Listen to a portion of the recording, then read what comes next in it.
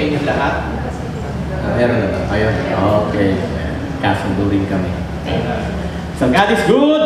All the time. All the time. God is good.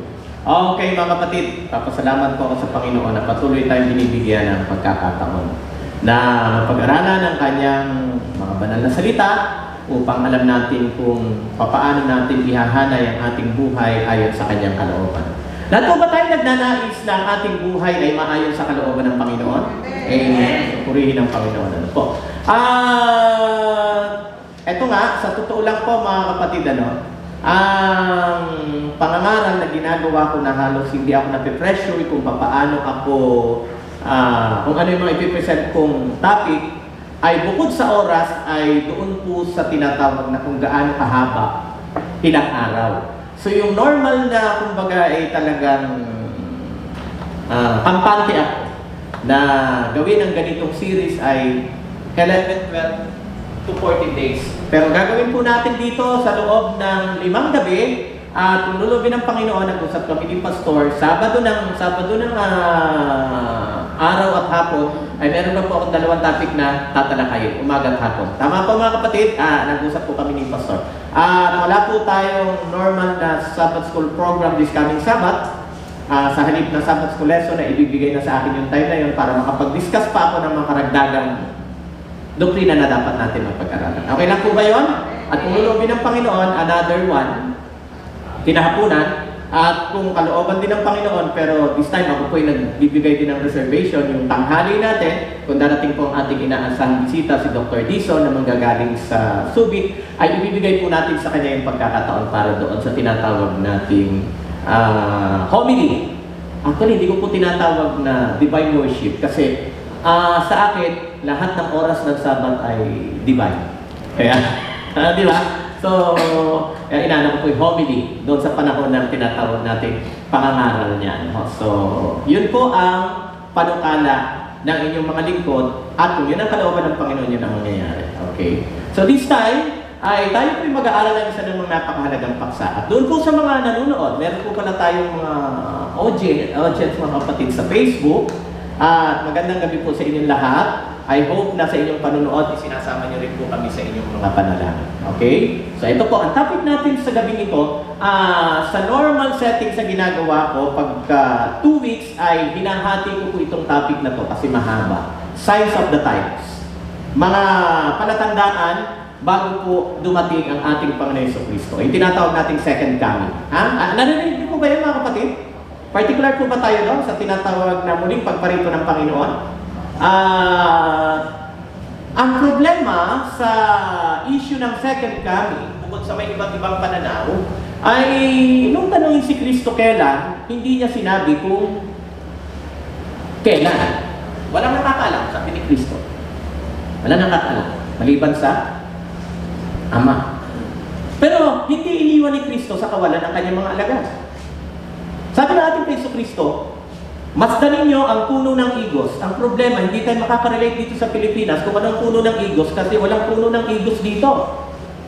Pero tuloy lang muna natin. Sabi natin kay Kristo, masdan ninyo ang puno ng igos, pag-aralan nyo ang talinghaga patungkol sa puno ng igos. Kapag ang puno ng igos, sabi niya, ay nagdadahon na, ibig sabihin, malapit na ang tag-araw. Medyo iba rin pati ang season ng kanilang panahon doon kasi sila may 4 seasons. Tayo dito ay 2 lang. Tag-ulan, tag-araw. Sa kanila ay meron talagang summer, winter, fall, at spring. Okay? So, pag nagdadahonan, sabi ni Kristo doon sa climate ng Palestina, kapag nakita yung puno ng igos ay nagdadahon, malapit ang tag-araw. Doon sa lugar nila, kasi iba yung summer dito sa atin, iba yung panahon ng summer sa Japan, iba yung mga kapatid. So, doon sa climate nila ang pinag-uusapan. At ulitin ko po, sabi niya, pag nakita niyo nang nagdadahon, tumingala kayo sa langit. At malapit na alin? Malapit na ang inyong kaligtasan. Bakit sabi niya? Kung paano ang igos nagdadahon pag malapit ng tag-araw, kapag nakita ninyo ang lahat ng mga ito, ano yung sinasabi niyang lahat ng mga ito? Itingala ninyo ang inyong mga mata sa langit sapagkat malapit na ang inyong kaligtasan.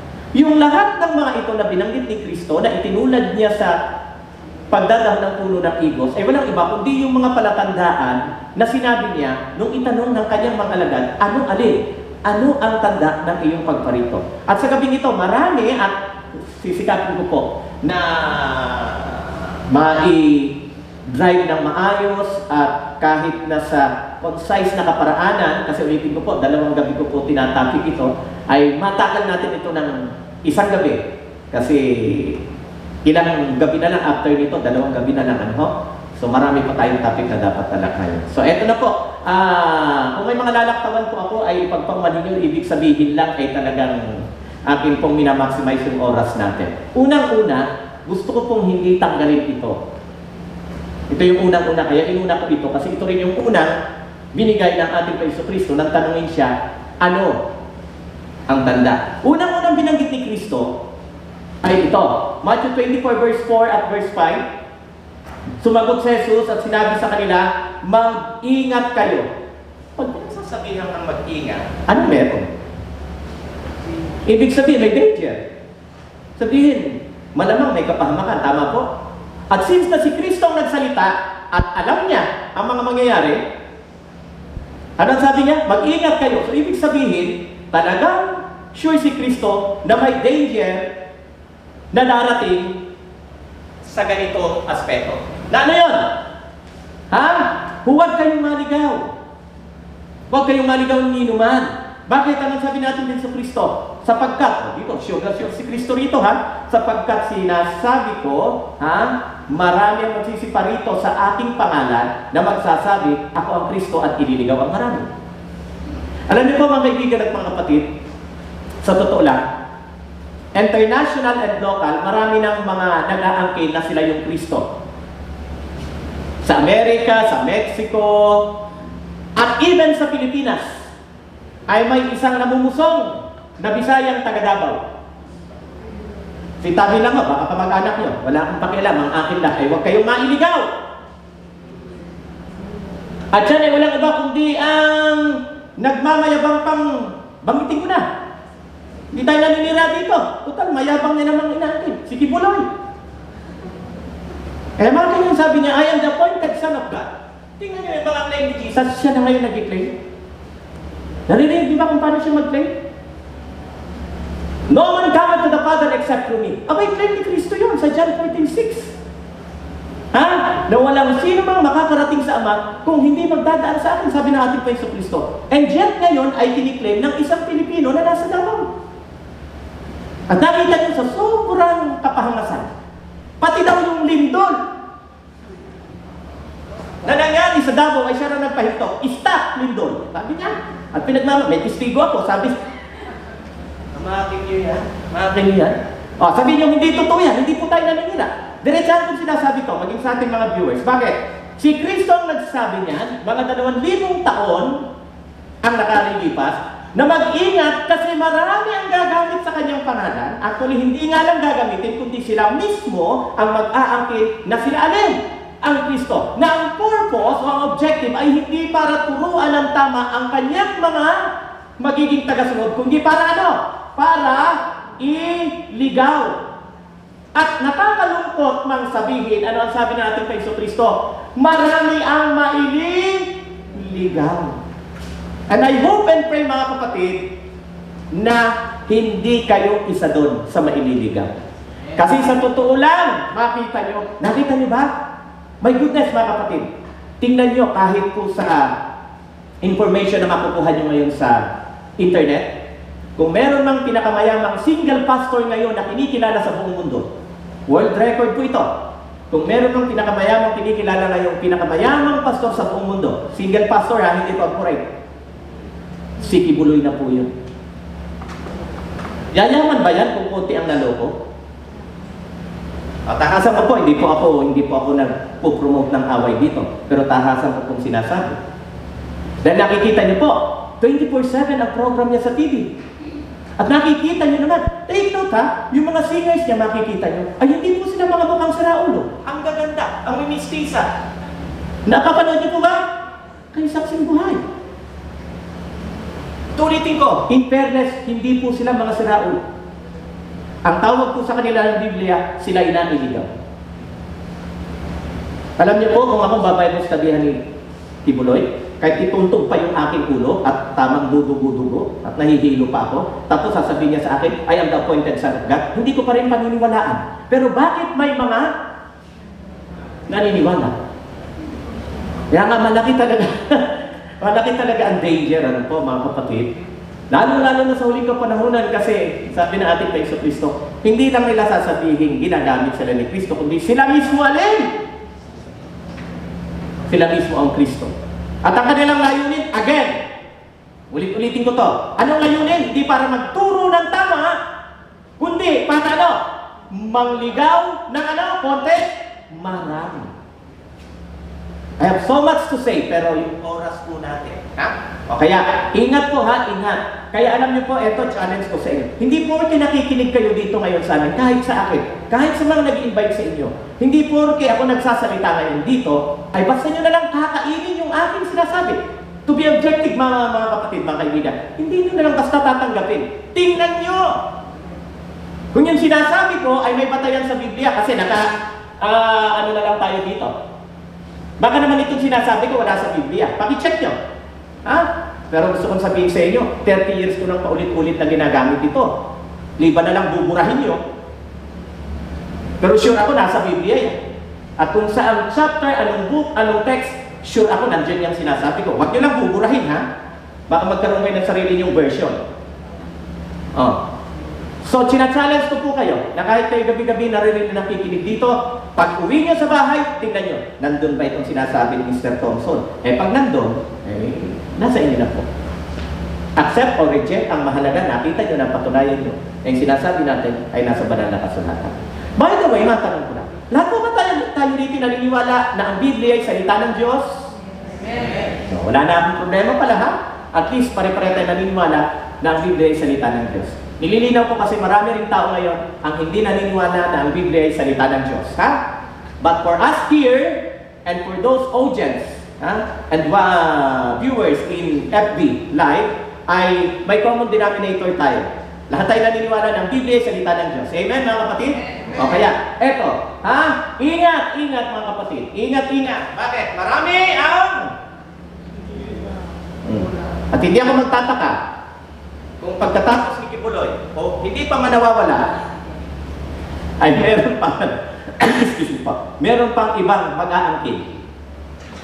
Kasi tabi lang, bago pa pala si Kibuloy, meron tayong mga kababayan na yung mga samahan tinatawag natin Rizalista. Ang mga kababayan naman natin ito naniniwala na si Rizal ang reincarnation ng ating Panginoong Jesucristo. Naniniwala rin sila na si Rizal, si Kristo. Are you with me?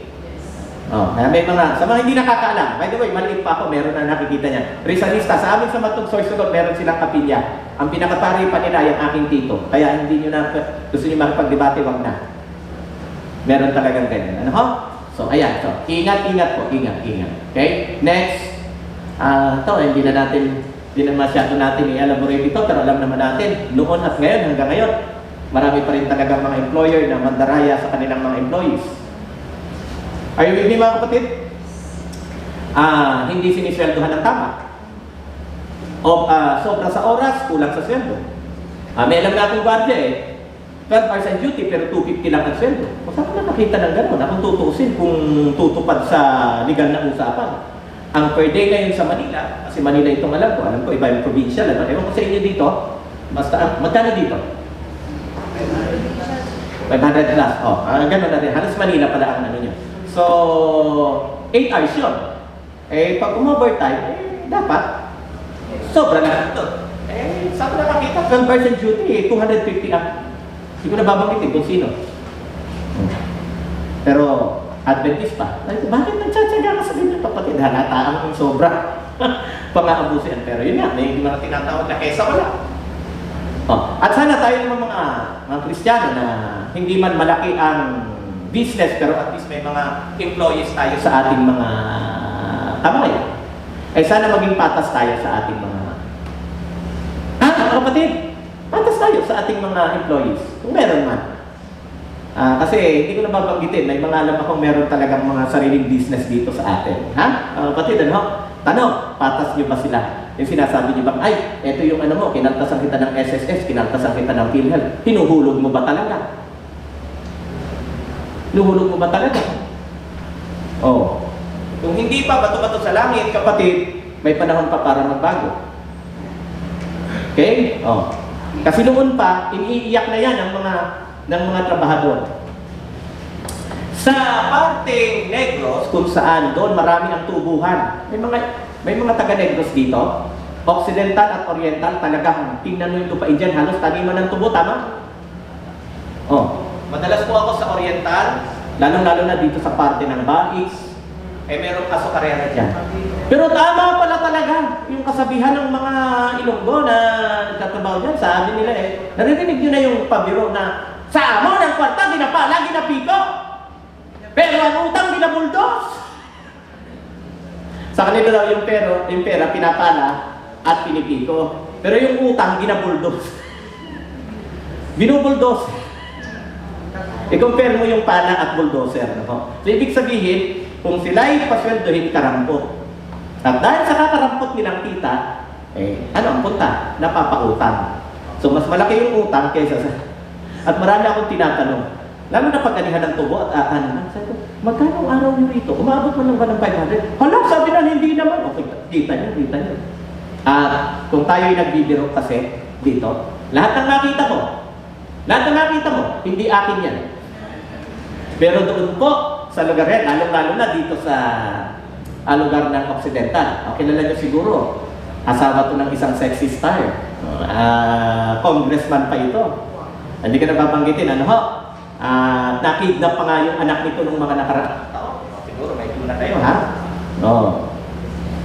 Totoo pala yung kasabihan ni Ate Irma sa kanila, na lahat ng matatanaw mo, akin.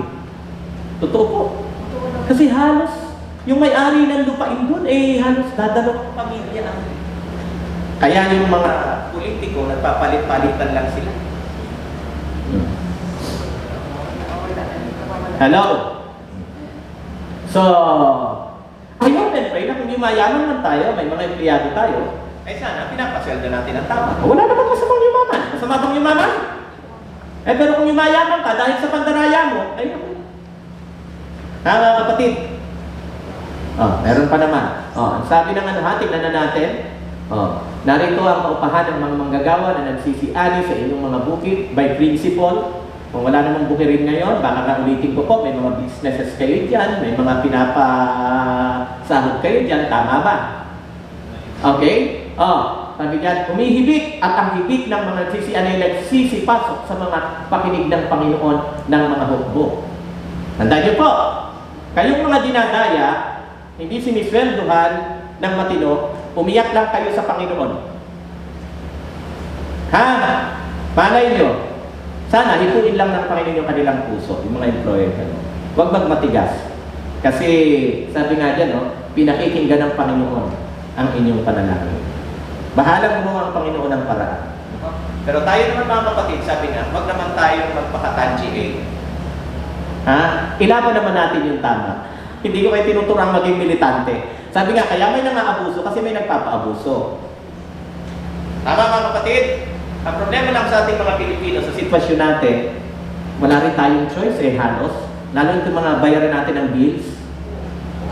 Diba? Tingnan yung kuryente ginamit nyo. May babayaran kayo, hindi nyo alam. Ito yung ginamit nyo, pero katakot-takot pang bayaran ang sinasabi. Wala kayong kinalaman. Sa madaling salita, nangutang yung ating mga politiko, eto na, wala pa akong inano. Nangutang yung ating mga politiko para doon sa kaunlaran ng ating bansa. Ang problema, hindi naman sila magbabayad. Tama? Sino magbabayad? Tayo.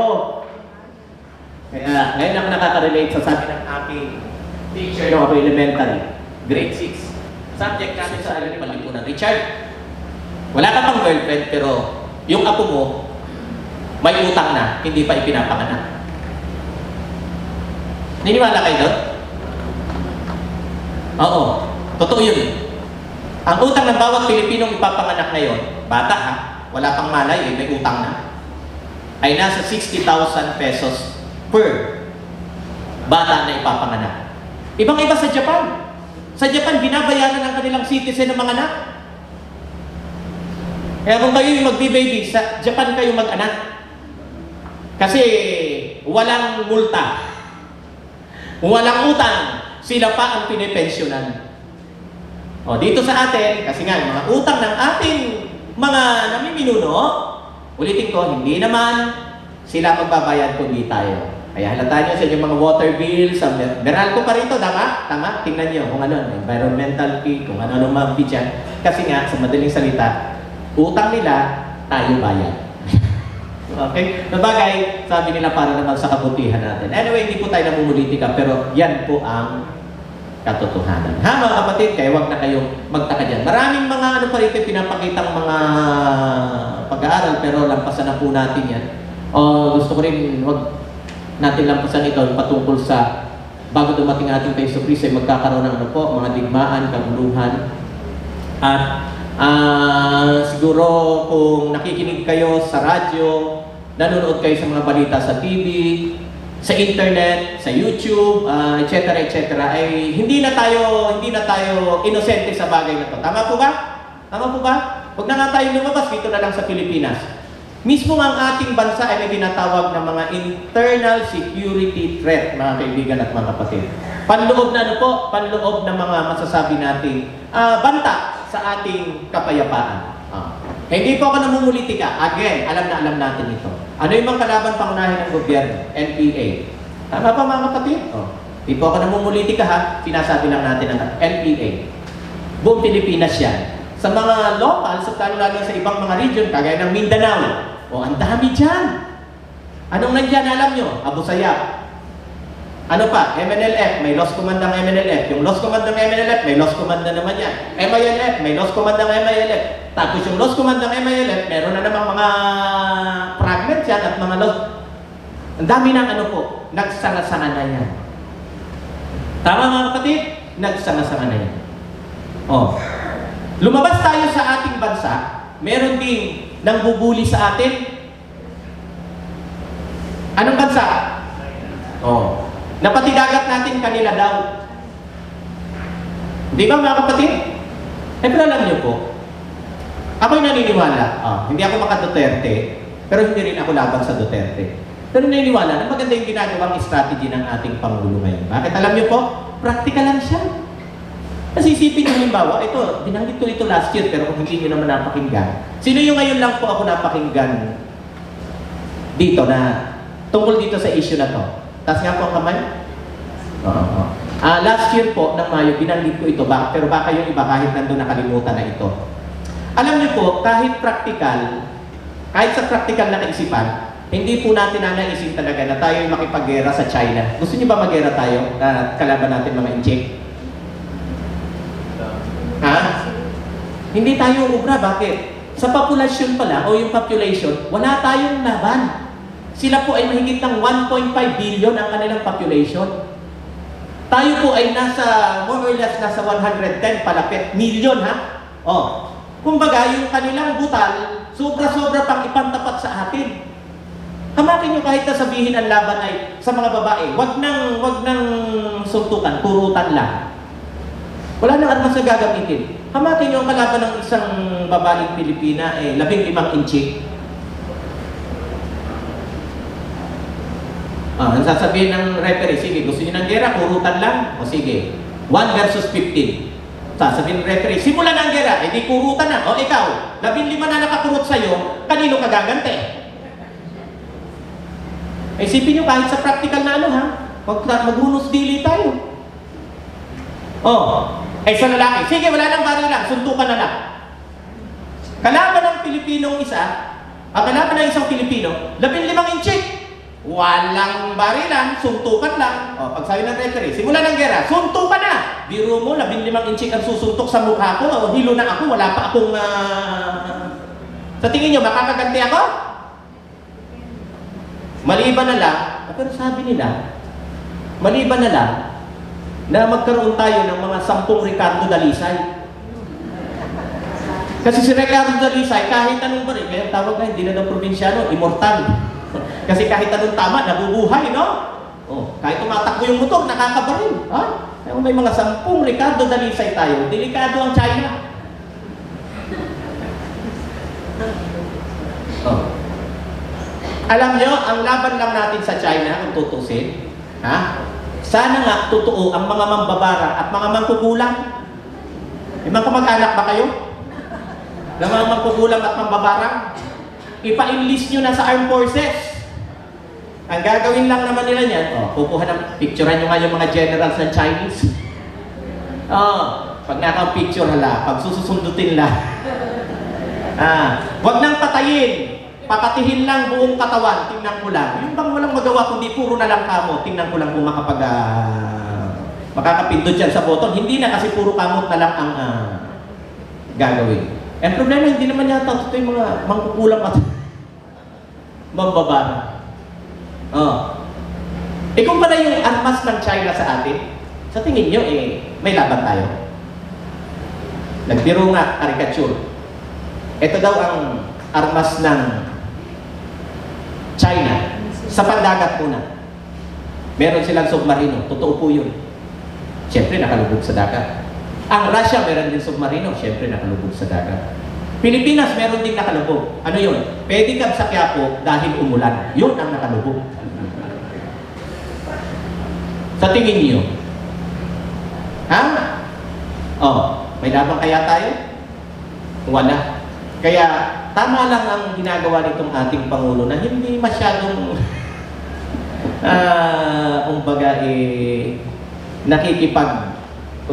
taasan ng emosyon. Ginagamit niya talaga yung kanyang Again, hindi pa ako namumulitika Ulitin ko, hindi nga siyang binoto ko. Hindi ko na lang sasabihin kung sino. Pero pagdating sa bagay na ito, ako'y naniniwala na tama yung kanyang strategy. Kasi ulitin ko po, kahit sa practical na paraanan, suntukan at turutan lang, wala tayong laban. Alam na lang natin yan. Gera dito, gera doon. Tama po, Libya, Syria hanggang sa ngayon. Magsasampung taon na ang kanilang civil war, hindi pa natatapos. Saudi, pumasok na rin ngayon sa gera. Sa Yemen, maraming bansa ngayon na talagang, lalo na Africa. Nawaba, naghihirap na nga, puro pa. Gera, kaya mga kapatid, yan po, palatandaan ng ating Panginoong Kristo, yung sinabi niya, mga 2,000 taon na nakalilipas, ay totoong nangyayari, napapakinggan hanggang sa ating panahon. Balik po tayo. Ang Pilipino, iba, dahil sa inis, ulitin ko po, hindi tayo nakikipag sa China. In fairness, marami tayong mga kababayang in chief na malaki ang ambag sa ating ekonomiya. Tama po ba yun? Sa galit na lang ng iba, makaganti man lang. Meron gumawa ng caricature, pero anonymous. Alam niyo sa payabangan, laging bida Pilipino. Diba? Meron daw pong mga tao, iba't ibang nationality, na namasyal, pero nakasakay po sila sa cruise ship. O yung pang-social na barko, diba? Pang-mayaman. Sa tuktok, nandun nga daw po yung iba't ibang nationalities. Nagpapayabang. Naunang nagyabang ang Amerikano. Habang kumakain ng apple, isang kagat pa lang, ibinato agad yung tira. Isang kagat lang, binato na yung tira. Sabi nung nakapansin, "Hey man, why did you throw your apple in the ocean?" Sabi doon ng Amerikano, nagyayabang, "Apple? Nothing to worry. We have so many apples in our country." Abay, totoo nga naman. Maraming apple sa Amerika, tama? Nakita ng Hapon. Ang bitbit ng Hapon, laptop, pumipindot ng... Ano sabi ng Hapon? Ikaw, apple lang may tatapon mo. Tinapon ng Hapon yung laptop niya. Sabi ng Hapon, "Hey man, why did you throw your laptop in the ocean?" Sabi ng Hapon, "Laptop? Nothing to worry. We have so many laptop in our country." O nga naman, galing kami sa Japan, marami talagang laptop doon. Ang Pilipino, nandun din. Ang problema, wala naman siyang bitbit. Pero patatalo ba? Tumingin ang Pilipino sa paligid, sabi, "Hindi pwede wala akong maihagis. Dapat may maihagis ako." Biglang nakita ng Pilipino, incheck. Hinila niya at itinapon niya. Sabi niya, "Why did you throw the Chinese in the ocean?" Sabi ng Pilipino, "Chinese? Nothing to worry. We have so many Chinese in the Philippines." Alam niyo, mga kapatid, no? Doon lang naman tayo sa kwentong barbero na nanalo Sa mga payabangan, pero sa katotohanan. Ulitin ko po, wala. wala po tayong binatbat. Kaya, easy mga kapatid. Cool down, ha? Again, in fairness naman sa mga ordinaryong mamayang Chinese, sila pa nga ang mga pangunahing turista na pumupunta sa atin. Kaya huwag po tayong sa kanila. Kaya nalulungkot at umiiyak na ngayon ang Boracay eh. Kasi mga pangunahing turista Chinese, nakaban o hindi lugi hanap buhay, ha mga kapatid. Sinasabi lang naman natin ito para at least litaw yung ating kaisipan dito o mulat ang ating kaisipan tungkol sa bagay na ito, ha? Pero wala tayong personalan. Sabi nga, ligalig man, pero sinabi na ng ating Panginoon Kristo yan. Bago pa tayo maging tao, sinabi na ating Panginoon Kristo, isa sa mga mangyayari bago siya pumarito sa mundong ito muli, ay magkakaroon ng tinatawag na kaguluhan sa pamagitan ng pagigera, bansa laban sa bansa. Okay, hindi na po natin masyadong makakahabain yung mga detalye na binibigay nito, ha? Mga kapatid, tingnan nyo na lang po yung mga text na binibigay, ha? I-check nyo sa inyong mga Bibles kung nandyan, but sure ako na nandyan yan. Alam niyo na siguro yung mga hindi ko na kinakailangan i-explain. Yung mga tao na kayo, alam ko, karamihan dito tao na nung mangyari yan. Tinatawag natin 911. Nang isang Arabo na nagngangalang Ben Laden ay nasiraan ng 4 na eroplano ang kanya pinasabog sa Amerika at isa sa lugar na biktima ay ang Twin Tower dyan po sa New York. Okay? So, pero napatay na yan. Namatay din. Nadali rin, kumbaga after 10 years ng paghahanap, ay napatay din ng mga American SEAL, yung Ben Laden na yan. Okay, punta tayo dito sa pang-apat. Paglawak ng karunungan. Mga kaibigan at mga kapatid. Nang sinusulat ni Daniel itong kanyang aklat, sobrang, balik tayo, sobrang primitive ng ng kapanahunan pa noon. At Irma, nung time mo, ano ang pinakamabilis na means of communication? Kasi ang inabutan ko ng time ko, bihira namang may telepono noon, telegrama. Nung panahon ko, telegrama. Ang telegrama, bigay mo ngayon, bukas receive. Tama? Ang problema, mahal. Hindi ka pwedeng magsulat ng mag-message sa telegrama na gagawin mong grammatical talaga yung sentence, di ba, no? Kasi bawat letter may bayad. Kaya kung mga emergency nun ikaw uwi dito. Kasi tatay, delikado.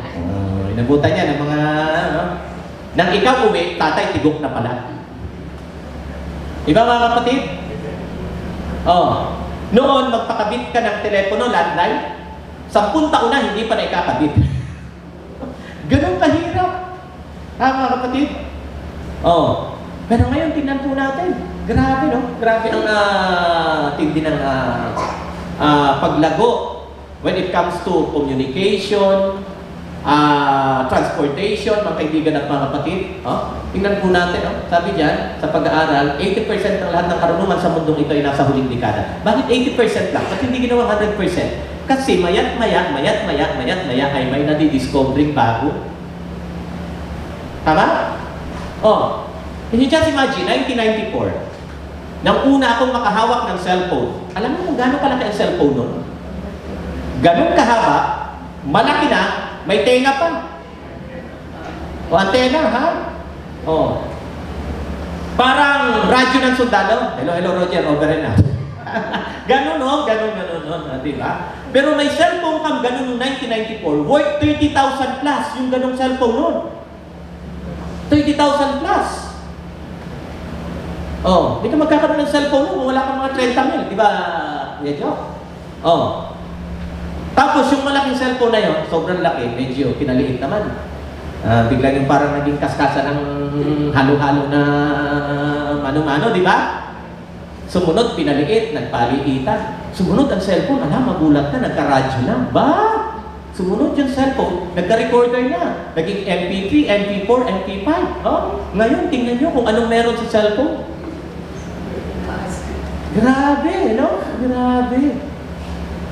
Dati-rati, lalong-lalo na ang mga nasa malayong lugar. Susulat yung kamag-anak papuntang Saudi, 15 days bago ma-receive. Makaka-reply, 15 days din, kaya isang buwan bago magkaroon ng communication. Di ba?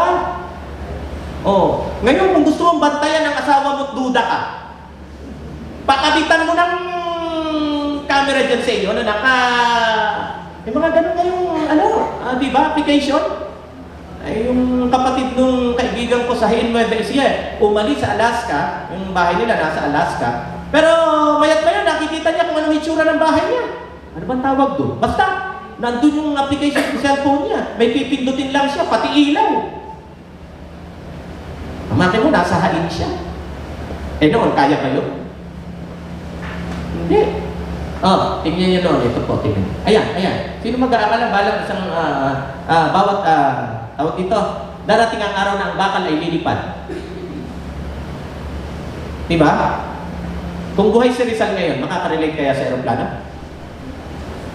Alam mo, biglang mag-resurrect sa Rizal, makakita ng aeroplano. Ano yan? Diba? Pag nabuhay si Rizal ngayon, magugulat sa mga bata, papindot-pindot ng cellphone. Kasi siya namatay, yung pagsulat niya, buntot pa ng manok, na isasawsaw sa tinta bago makasulat. Ngayon, pindot-pindot lang. Mga kapatid, di ba? Ulitin ko, yan. Dati noon, sabi nga po, naalala ko nga rin po yung travel namin kahit pa Bicol, no? Inaabot kami ng 3 araw kasi ginagawa pa yung South Road na yan.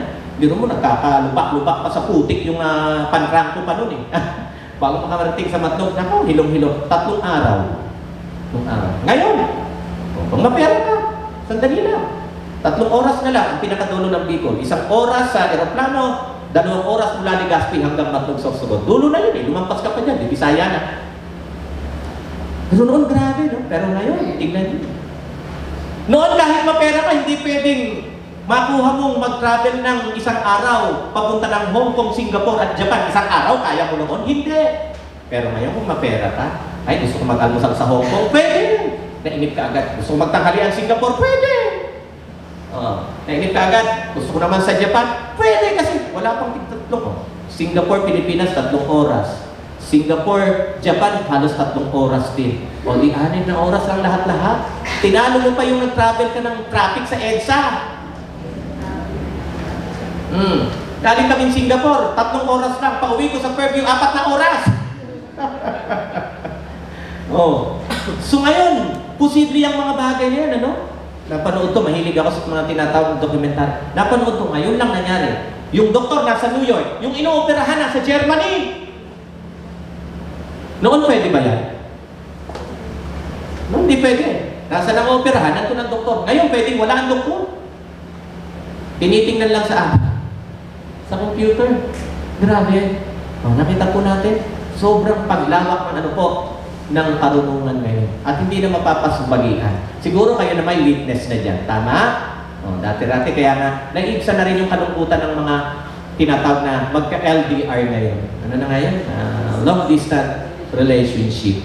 Kasi parang nandiyan na lang sa tabi mo palagi. Musta ka na? Nandun ka pala sa Germany, yung kausap mo nandito sa isang baryo ng Malolos. Di ba? So, hindi na imposible ngayon yan. 1,000 taon, mga 2,500 taon pa bago mangyari, sinabi na yan, sinabi na ni Propeta Daniel. Na ngunit ikaw o Daniel, isara mo ang salita, tatakan mo ang aklat hanggang sa panahon na kawakasan. Maraming tatakbo ng paroon parito at ang kaalaman ay lalago. Yan mga kapatid. Witness kayo yan. Witness kayo yan, tayo Kuya Ernie, aminin natin na mas matatalino yung mga kabataan ngayon sa paghawak ng gadget kaysa sa atin. Ulitin ko, kung mabubuhay si Rizal ngayon, mapupunta sa bahay ng aking kaibigang artista, si Brother Buboy o si Brother Cesar Montano. Pagdating doon sa kanilang sala, ang lalaki ng frigidaire, parang aparador. Pag doon pupunta si Rizal ngayon at magbubukas ng frigidaire, iisipin niya aparador, magtataka si Rizal, bakit malamig ngayon ang aparador? Di ba? Kasi noong time ni Rizal, wala pang frigidaire.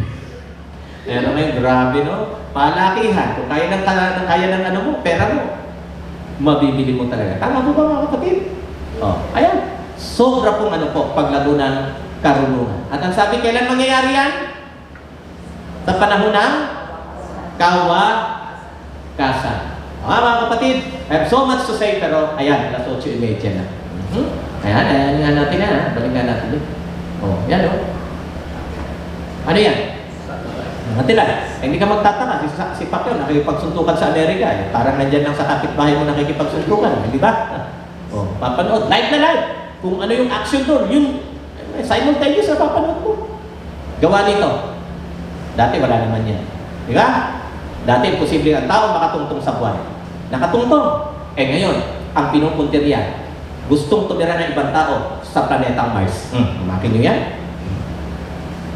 Nababalitaan niyo, di po ba mga kapatid? Kailan lang dumating yan? Sa panahon lang natin yan. At ang sabi ng Bible, mangyayari yan sa panahon ng kawasan. Okay, paano na natin yan? Eto, mga manuluya at mga relihiyosong siptiko na tumalikod sa katotohanan mula sa Biblia. Marami po ngayon yan. One time, challenge akong makipagdebate, hindi naman natuloy. Ay pagdebate ang isang atheist. Nagkahamunan kami pero hindi natuloy. Dahil nga pinaghahanda ko rin naman sana, nag-search ako sa YouTube ng debate ng atheist at Christian. Kahit anong Christian. It doesn't follow na Adventist yung basta Christian versus atheist debate. Alam niyo po, ako'y namilabot doon sa napanood kong isang debate ng Kristiyano at isang atheist. Alam niyo kung bakit? Ang tumatayo sa panig ng Kristiyano ay dating atheist. Dating hindi naniniwala na may Diyos. Pero mas namilabot ako doon sa kanyang kalaban. Kasi yung kalaban niya natatayo sa panig ng mga atheist ay dating pastor. Nabaliktad ngayon. Mga kapatid, at totoo yan. Maraming mga tao na minsan naniwala sa Diyos pero tumatalikod. At dumarating ang time na hindi na naniniwala na may Diyos. Marami po akong pwedeng sabihin, may mga alam akong pangalan pero hindi ko babanggitin. Alang-alang din naman sa kanilang reputasyon. Mga kapatid? Totoo po yan. Totoo po yan. Marami akong kilalang pastor. Ang gagaling dati, ngayon, manginginom. Marami po niya. Marami po niya. And I hope and pray na hindi tayo maging bilong sa statistic na yan. Okay? Huwag na tayo mabilang saan? Sa mga numbers na nabanggit na yan. Ito, pinapakita, by the way. Maaaring bukas, ito, pinapakita. May ano po ba kayo meron kayong idea doon sa tinatawag na Jonestown Massacre na nangyari noong November 18, 1979? Na ang isang pastor ay hinikayat yung kanyang mga miyembro na magpakamatay ng sabay-sabay at uminom po sila ng cyanide. Ito po yun. Ito yung kanilang cultic leader, si Jim Jones. Kung gusto nyo unahan ako, research nyo na mamaya, pag uwi nyo, meron kayong internet, i-research nyo na Jonestown Massacre o kaya Jim Jones. Makikita nyo po. At bukas po ay papanood ko po sa inyo yung maikling video para patunayan. Ito po yung ito po yung dating pastor, charismatic na pastor ito. Para silang naging nomads, parang nagsarili sila ng daigdig. At dumating ang time na sinabi niya sa kanyang mga nahikaya at paniwala na uminom tayo ng lason kasi ang mundong ito ay magulo na. Anyway, ang pagpapakamatay naman o ang kamatayan naman ay sabi ay it's just stepping into another plane. Na ibig sabihin, magulong mundong ito, pag nagpakamatay tayo, lilipat tayo mula sa magulong mundo papunta sa paraiso. Yun ang kanyang pinangbola sa kanyang mga nadaya. Ginawa naman. At ang masaklap nito, 600 ang adult, 300 ang bata, at mga paslit na walang buwang. Yan ang matindi. Dating pastor. By the way, nung iniimbestigahan yung lugar nila, kasi bukas ng gabi, mapapanood nyo, lahat sila patay. Nagtataka sila, bakit mga nagpapakilalang Kristiyano daw? Pero ni isang Bible, walang nakita sa kanilang compound. Di ba po napaka-ironic, no? Nagpapakilalang maka-Diyos, pero ni isang Biblia, walang nakita sa kanilang compound. Kayo po ba sa bahay nyo, kahit hindi nyo halos binabasa, may Biblia po ba kayo? Kita nyo, kahit na hindi binabasa, meron eh. Eto, nagpapakilalang sa Diyos, pero kahit isang Biblia, wala. Marami pong mga ganyan, sabi nga, malalaman mo na ito na sa mga, ayan na naman, kailan? Kanina, panahon ng kawakasan, huling araw, ay magsisiparito ang mga manunuya na may pagtutuya at magsisilakan ayon sa kanilang masasamang pita. Okay, so, lampasan na natin yan. Okay, next. Bago dumating ang ating kay Jesucristo, sabi diyan, babagsak talaga ang moralidad By the way, balik na rin natin. Dahil sa mababa ang espiritualidad, ano magiging outcome? Siyempre, pag mababa ang iyong espiritualidad, ay ang kasunod niyan, mababa rin ang iyong moralidad. Tama? Kasi kung mataas at matibay ang iyong espiritualidad, for sure, ang iyong values ay mataas din. Tama po mga kapatid? So, konektado lang yan eh. Kaya sabi nga ni Kristo, kung anong puno siyang bunga, yun lang yun. Imposible naman ang santol mamunga ng kamatis. Tama po? So, kaya pag mataas ang iyong espiritualidad, mataas ang iyong moralidad. Pero kapag ang iyong espiritualidad ay mababa, bagsak din talaga ang iyong moralidad. Kaya nawa na makikita natin sa mga headlines ngayon, alam niyo mga kapatid, elementary kami, grabe ha. Grabe ang delikadesa ng mga kabataan. Ewan ko lang, elementary kami, public school, ang upuan namin kahoy. Yung bang dalawahan. Na isang upuan, dalawa. Lalaki, babae. Aba noon, pag umupo ka sa isang side, tapos babae nasa kabila, tatakbo yan. Tatakbo yan. Ganon kataas ang moralidad ng mga kabataan noong time namin. Ha? Eh ngayon, nabuntis na. Ba't di kayo nagpakasal? Hindi pa kami sure. Alala niyo yung buhay pang si Blackjack, yun na mayapang Blackjack.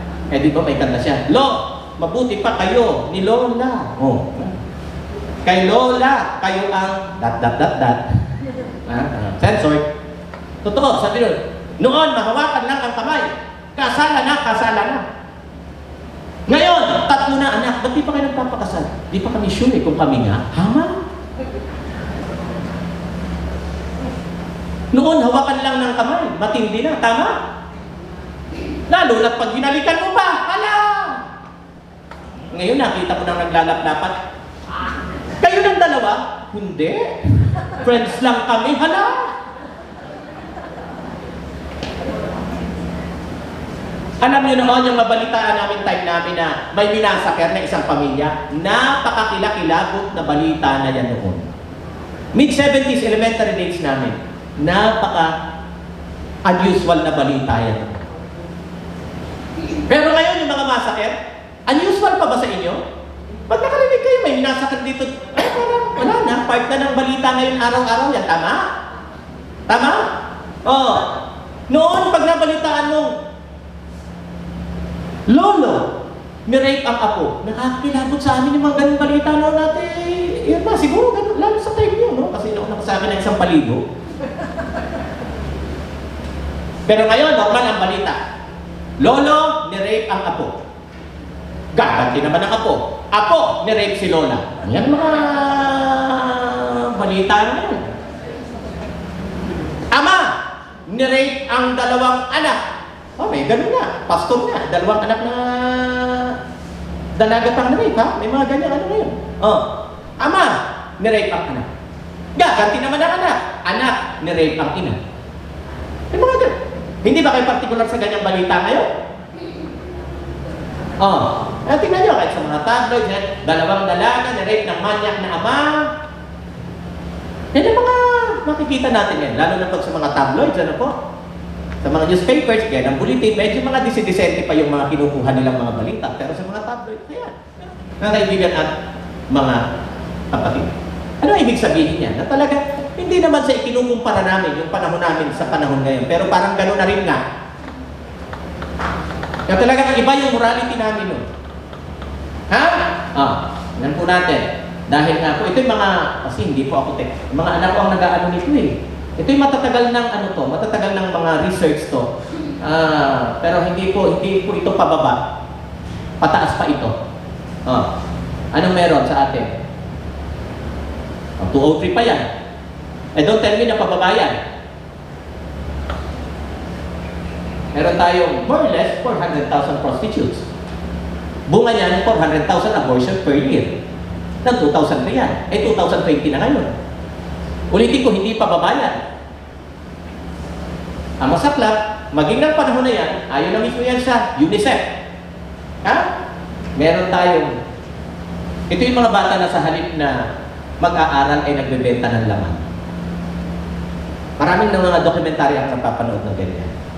Channel 7, Channel 2. Mga kapatid? Oh.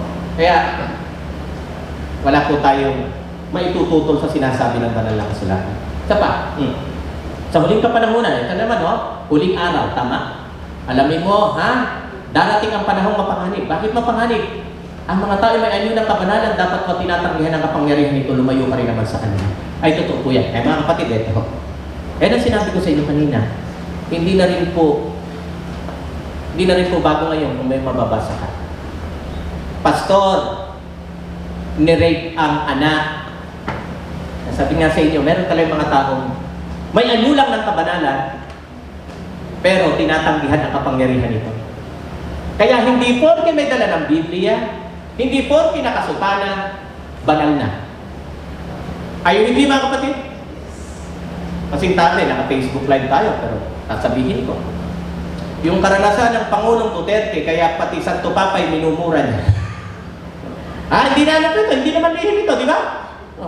Binura niya si Obama, binura niya pati Santo Papa. Pangulong Duterte. Kasi yung karanasan niya, na naranasan niya, anong kabataan niya? Saan? Sa pare. At hindi siya nag-iisa. Sintabi, naka-Facebook live, hindi ginawa, hindi naman patayin. Ulitin ko lang po, nabanggit ko ng mga nakaraan. Ang unang halik na dumampi sa aking labi, maliban sa aking mga kamag-anak, ay hindi po halik ng isang babae, kundi halik ng isang lalaki. Pero huwag kayong mag-alala. Kasi binditado naman ang kanyang labi. Kasi ang unang humalik sa labi ko na lalaki ay wala iba kundi yung pare namin. Dahil ako dating sakristan. No, ako'y naglilingkod pa bilang sakristan. Kabataan, imagine, second year high school ako, talagang literal na may gatas pa ang aking labi. Siya ang sumitsit sa gatas ng aking labi. Ang masaklap nito, di siyempre, ramdam ko nagkasala ako. Di nangumpisal ako. Kanino ako nangungumpisal? Di sa pare, siya lang naman din yun. Sabi ko, Father, nagkasala po ako. Ano yun? Nahalikan po ako ng lalaki. Akala ko sasabihin niya, okay lang, ako naman yun, pitch na tayo. Ay, hindi naman! Abay, pinarusahan pa rin ako. Manalangin ka ng 10 amanahin at 10 Aba Ginong Maria. Abay, munting pansin, bakit kayo, Father? Ba't di kayo? Kayo may kagagawan eh. Hindi po ito paninira, ha? Ulitin ko po, hindi natin kinokondem yung tao, kundi yung kasalanan. Kasi malay natin, nagbago. Tama po ba mga kapatid? Pero yung reality, hindi na po mababago yun. Karanasan ko na po yun. Hindi kayo pwede makapagdebate sa akin, karanasan ko yun. At hindi ko gagamitin ang pulpitong ito para lang magkwento ng kwentong barbero. Tamaan ako ng kidlat ngayon. Mamatay na buong pamilya ko kung hindi totoo ang aking sinasabi. Mga kapatid, 14 anyos lang ako noon. 2nd year high school. Kaya sabi niya, kaya delikado sa huling kapanahunan kasi ultimong mga taong may anyo ng kabanalan. Pero sa totoo, ang loob ay tinatanggihan nila ang kapangyarihan nito. Ay, hindi na po tayo magtataka rin. Hindi sa paninira. Diba, isa yan ngayon sa talagang nire-resolve ng mga kaso ng ano po. Mismong ng Santo Papa, dahil karamihan ang issue sa kanyang mga kaparian, mga cardinals pa. Karamihan ay pedophile ang kasong inaasikaso ngayon. Ulitin ko, hindi lang naman sa mga kaparian niya. Pastor, ang point natin dito, kahit na may anyo sila ng kabanalan, pero surface lang, panlabas lang. Kaya, delikado pa rin. Yung mga may anyo ng kabanalan, delikado na, lalo na yung mga bukhang sanggano. Hindi naman natin hinahatulan yung mukha, pero kung yun nga, delikado, how much more? Yung mga hindi nag-aangkin ng ganito. Next. Sa huling panahon, sabi dito, mahuhumaling ang mas mahuhumaling ang mga tao saan? Sa kalayawan. Ito po ang talata. Yan pa rin siya. Ikalawang Timoteo Kapitulo 3. Dapat po alamin mo na sa mga huling araw ay darating ang panahong mapanganib. Bakit? Ang mga tayo mga lilo, mga matitigas ang ulo. Mga palalo, maibigin sa kalayawan kaysa sa Diyos. punta muna tayo dito, matitigas ang ulo. Ewan ko lang, Ate Irma, nadadala ba kayo nun sa tingin, pag tinignan ka ng nanay mo? Kahit di magsalita, di ba? Ay, ganun din ang lola ko. Kung may kausap sila, tapos dadaan kami dyan, sasabihin lang ng lola ko, oh. Walang salita yun. Takot na kami. Pag alis ng kausap, sigurado. Pero ngayon yung mga bata, titingnan. Tapos sabihin niya,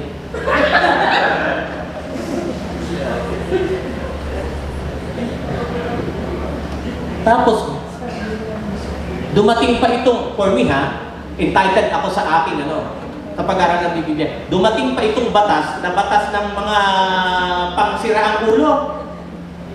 Dumating pa yung batas na bawal mamalo ng anak.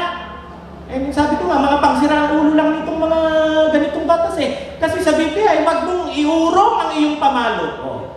Entitled ako sa akin itong mga batas na ito na iuurong mo yung pamalo mo, kaya maraming nagiging spoiled.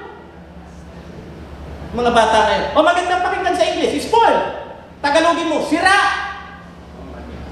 Pag sa pagkain panis, sino sa inyo rito nag-i-enjoy ng panis na pagkain? Pero pag sa mga bata, hindi ko pinapalo yung anak ko, spoiled yan eh. Aba, tuwa-tuwa pa na spoiled. Tagalogin mo, hindi ko pinapalo yung anak ko, bakit sira yan eh? Sige, tagalogin mo.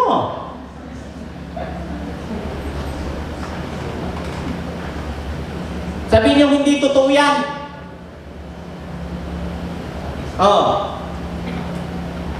Noon, nako, talagang ulitin ko, nadadala kami sa tingin. Ngayon, sabihin pa ng bata. Meron ng kaibigan sa Muñoz, yung pinupunan ko ng mani, dati nagtitinda ko sa EDSA. Pagpamaluin niya ng tatay, aba yan, agad na nanay, huwag mong papaluin yan. Pinanganak ko yan, sa cesarean ko palang nagaso yan, 45,000 agad. Matitigas ang ulo. Pinag-aaral ng magulang. School bukol. Bakit? Ginagawa ko rin dati. Pag uwi ng mga kaklase ko, uwi din ako. At least hindi ako binibigyan halos ng baon. Ay yung iba dyan, kumpleto ang baon. Iiyak yung nanay. Bakit puro 70 yung grade mo? Abay sasagot pa, buti nga 70, baon ko 20 lang eh. Lamang pa rin ang grade ko kaysa baon ko. Kamakin mo. Pinag-aaral ng magulang. Kapatid, pinag-aaral ng magulang. Lahat ng test, ibinagsak. Isang test lang ang ipinasa. Pregnancy test, yung lang ang ipinasa.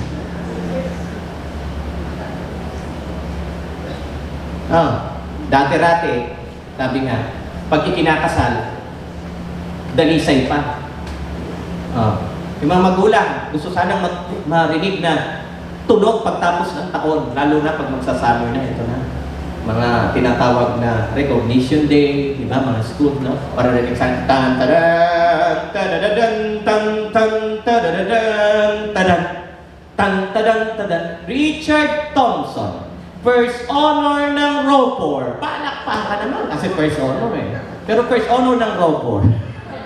Ay, yung mga matatanda nakaka-relate kung anong ROPOR. Hindi kayo makarelate ng ROPOR, mga kapatid. Ito yun. Nung time namin, pag kayo yung pinakamakukulit, kayo yung mga pinakabobo, ilalagay kayo sa ROPOR. Yun. Kaya pag nasa ROPOR ka, ay nako, ang laking karangalan ng magulang mo. ROPOR ka! Kayo yung mga pinakabobo. Kaya tanong nga na, anong row ka? Halip na. Tan-tadadan, tan-tan. Ano maririnig ng mga magulang? Tan-tadan. Tan-tadan. Tan-tan-tadan. Tan-tadan. Yung mga magulang, nasa gilid, may miha-miha. Hindi naman tears of joy. Lagyan natin ang lyrics. Here comes the bride, 6 months inside. Yun, kaya yung mga magulang, pakasal na lang, no choice.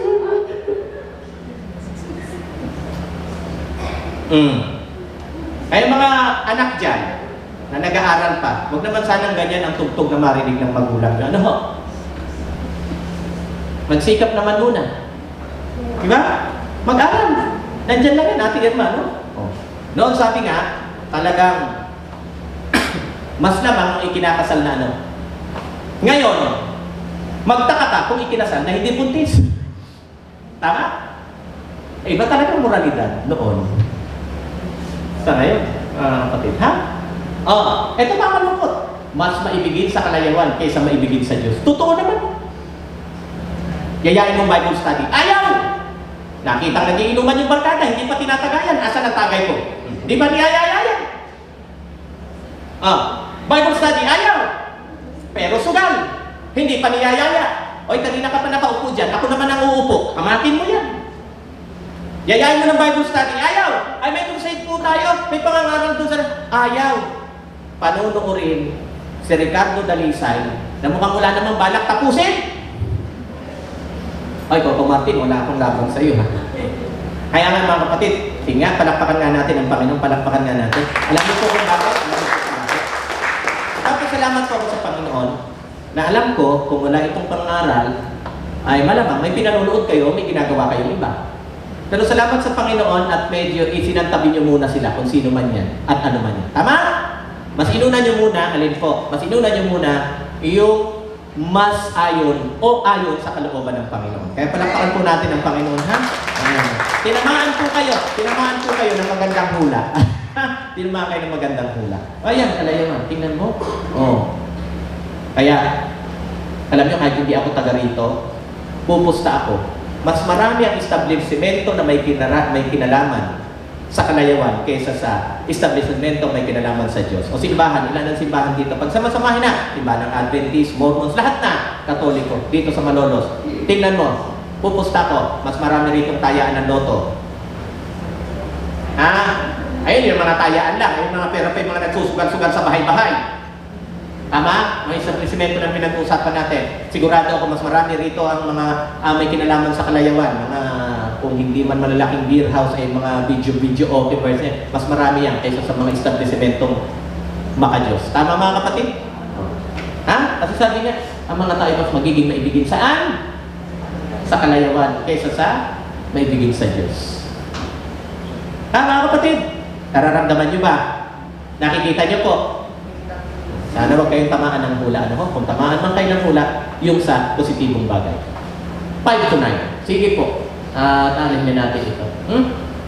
Halos ganun na rin po yan. Ang ating mga mababasa ngayon ay dahil nga sa pagsagana ng katampalasan, ang pag-ibig ng marami ay lalamig. O balik rin natin. Dahil nga ang pag-ibig ng marami ay lalamig, of course, anong dadana?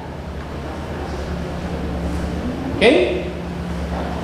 Hindi na magtataka ang mga kriminalidad na nangyayari ngayon. Ito yung mga matatagal na pag-aaral. Pero for sure, ito, 1.8 ngayon, pero ngayon, galit na galit ang ating Pangulong Duterte kasi yung populasyon ng Indonesia ay doble sa populasyon ng Pilipinas. Pero ang mga adik ng mga Indonesia at adik ng Pilipinas, parehas lang ang bilang.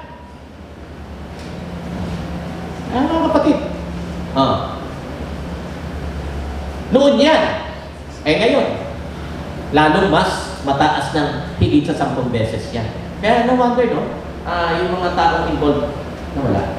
Yung mga taong involved dyan, handang pumatay at mamatay. Tama ba, kapatid? Ang dami nang nababalitaan, namamatay, pero wala ang patigil-tigil. Araw-araw, yan pa rin ang ating nababalitaan.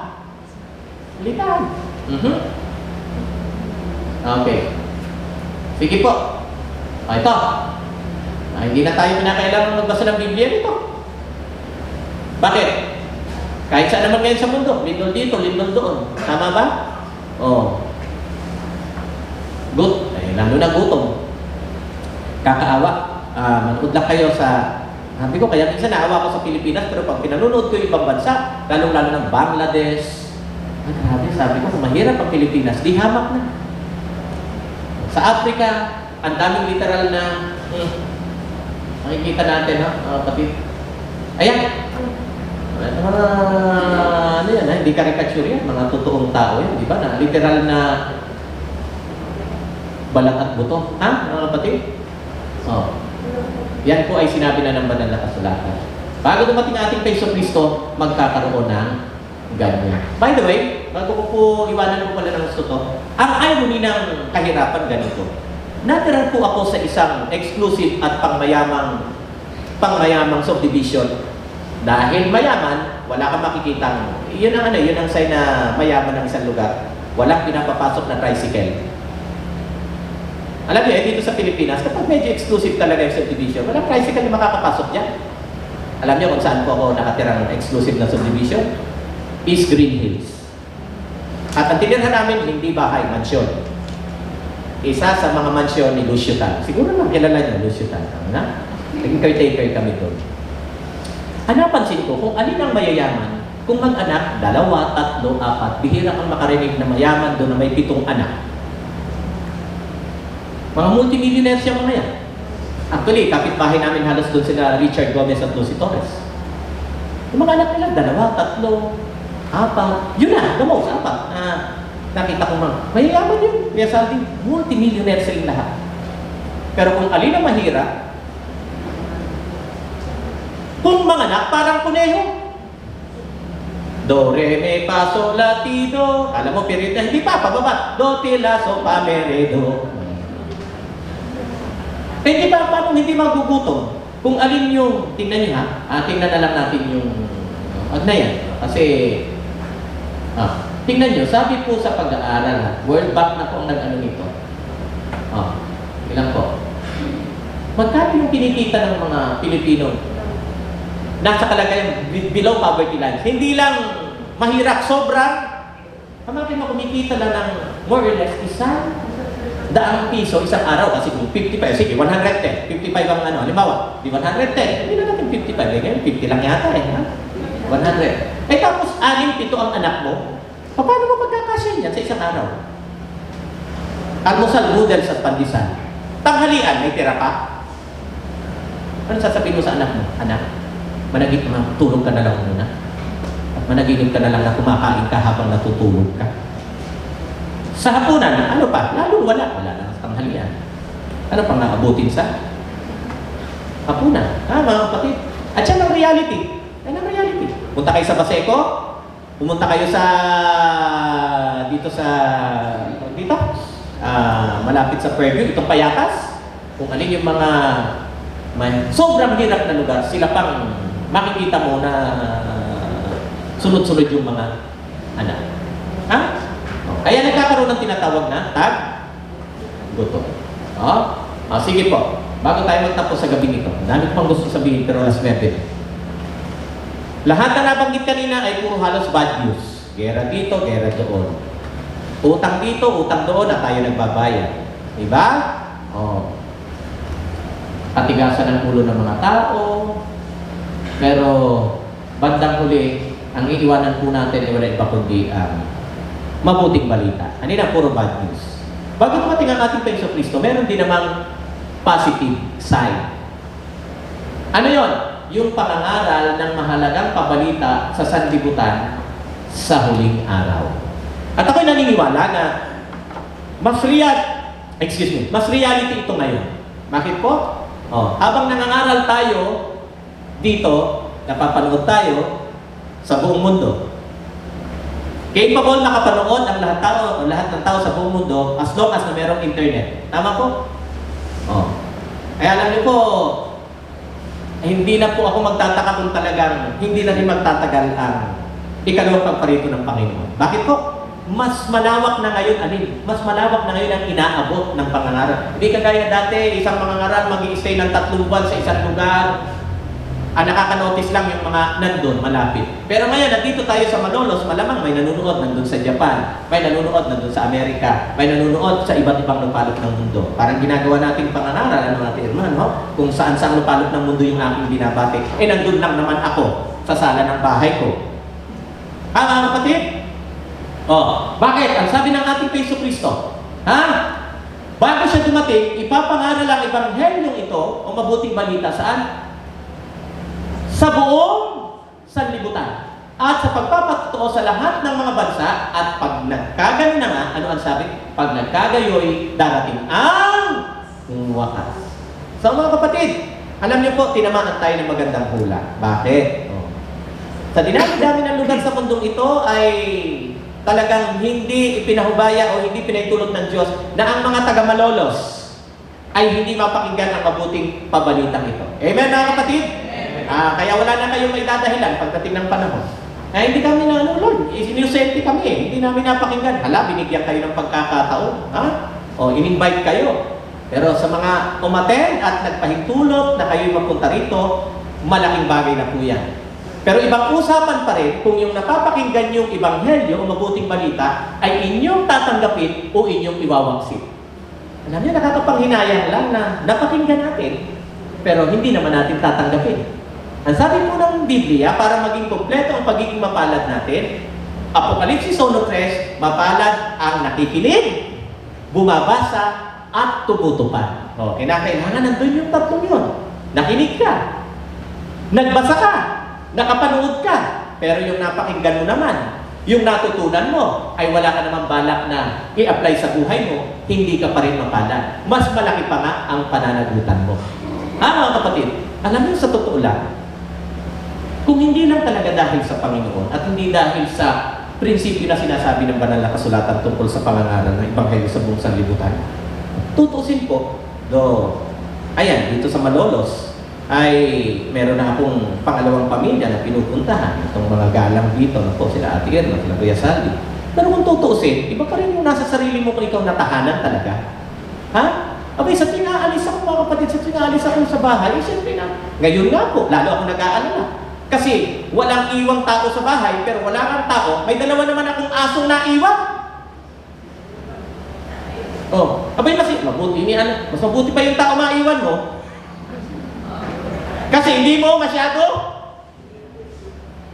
Pero yung dalawa kong alagang aso, si Trox at si Trix, inaalala ko, gusto na kaya? Kasi sabay naman alis ng nanay ko, umuwi rin ng Bicol. Sabi ko, grabe. Kung hindi lang sa gawain, hindi ako alis sa bahay. Mga kaibigan at mga kapatid. Lalo na ngayon, napapanood naman tayo sa iba't ibang lupalop ng mundo, pero iba pa rin kasi yung ganitong klase ng pangangaral. Mga kaibigan at mga kapatid.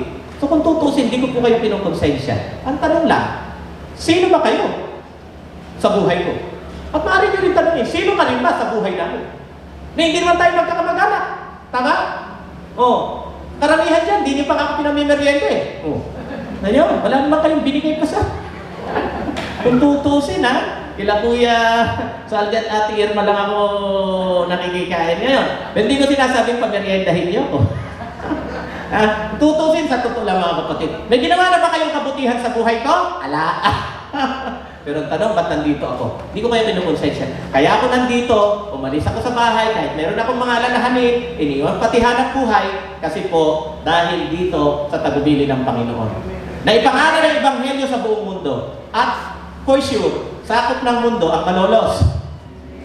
Kaya hindi kayang i-accept ng dibdib ko, pinapanalangin ko na lang na sana pagdating ko sa bahay, buhay pa yung dalawang aso. Kapatid. At kung patay na, kayo may kasalanan. Pag dumating ako doon, napatay na yung dalawa.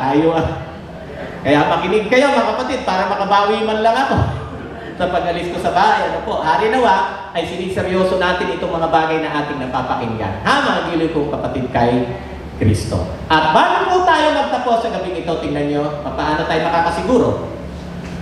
Kasi darating si Kristo, mga kapatid, sa totoo lang po, dalawang grupo lang ng tao ang daratnan. Handa at hindi. Handa na ho? Handa at hindi. Gusto niyo mo bang maging handa? Kasi yung mga palatandaan na malapit na dumating si Kristo, nandiyan na, nangyayari na. Napapakinggan natin, napapanood natin, nararamdaman natin. Tama? Kung sa pagdating ni Kristo, hindi ka naman handa, patay. Gusto ba natin maging handa? Eto. Sundin natin ang tagubilin ng ating Yesu Kristo. Kung gusto natin maging handa sa kanyang pagdating, ito ang dapat natin gawin. Ang lahat ng ibinigay sa akin ng Ama ay magsisilapit sa akin. At ang lumalapit sa akin sa anumang paraan ay hindi ko itatabon. Ano po dapat natin gawin para maging handa tayo? Kaya sa mga bisita namin, hindi po namin ibinibenta yung aming relihiyon, Ang ibinibenta po namin dito ay ang aming Panginoon Jesucristo. Sa mga mahilig sa negosyo, ang aming minamarket dito ay hindi ang aming samahan. Ang minamarket namin dito ay wala iba kundi ang ating Panginoon Jesucristo. Paano makasiguro tayo handa sa kanyang pagdating? Datnan man tayong buhay o patay. Kinakailangan ngayon pa lang, habang may chance, habang may pagkakataon, lumapit tayo sa Kanya. At ano ang sabi, pag tayo lumapit sa Kanya, hindi tayo itataboy sa anumang kaparaanan. Kaya kung iniisip mo, Brad, parang gusto ko lumapit sa Panginoon. Pero alam mo, sa totoo lang, kahit nagsisimba ako, sikreto pa akong nagsusugal. Ngayon ang tamang panahon na dapat kang lumapit sa Kanya. Brad, gusto ko lumapit sa Panginoon. Sa totoo, nagtataya pa ako sa loto. Ngayon ka nga dapat lumapit sa Panginoon, kapatid. Ha? Para mapanagumpayan yung mga bagay. Brad, gusto ko na talaga sana lumapit sa Panginoon. Pero alam mo, sa totoo lang, sikreto pa akong umiinom. Ngayon ang tamang panahon na dapat kang lumapit sa Kanya. At ano sabi? Sa anumang paraan, basta lalapit ka, hindi ka itataboy. Sumunod! Sabi po dyan, no? O, tingnan nyo. Ito'y ano lang, ha? Caricature lang ito. Ito yung mga illustration na. Ito yung hitsura ng mga taong sasalubong na handa sa Panginoon.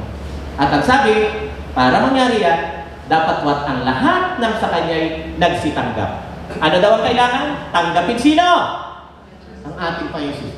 Ay pinagkalooban na sila ng karapatan na maging anak ng Diyos. Sa makatwid bagay ang mga nagsisisampalataya sa Kanyang pangalan. Paano daw tayo tatanggapin ng mga anak ng Diyos? Kinakailangan nating sampalatayanan ang pangalan nino? Ang pangalan ng ating Panginoong Jesus, mga giliw kong kapatid kay Kristo.